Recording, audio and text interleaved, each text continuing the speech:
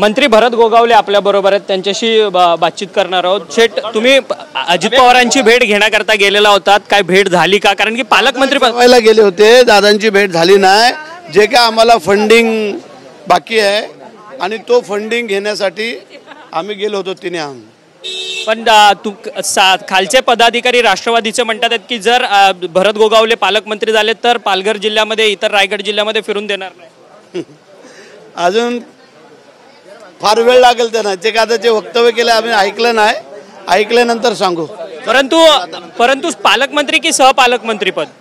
पालकमंत्री पद नाही दिलं तर मग ते बघू, चल लगेच नको सांगू। आपण पाहिलं की भरत गोगावले होते, ते म्हणतात मी पालकमंत्री पदावरतीच ठाम आहे आणि पालकमंत्री पद मिळत नाही तोपर्यंत आम्ही शांत बसणार नाही, असाच पवित्रा जो आहे तो रायगडच्या इतर आमदारांचा, शिवसेनेच्या आमदारांचा आपल्याला पाहायला मिळतोय। अजित पवारांची भेट घेण्याकरता तिन्ही आमदार आलेले होते, एक मंत्री भरत गोगावले आणि 2 आमदार, परंतु अजित पवार जेवायला गेल्यामुळे त्यांची भेट झाली नाही।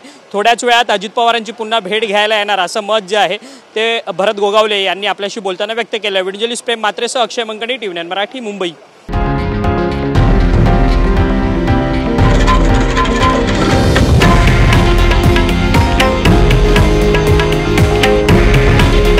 हे आहे देशातील नंबर 1 न्यूज नेटवर्क आणि आपण पाहत आहात TV9 मराठी।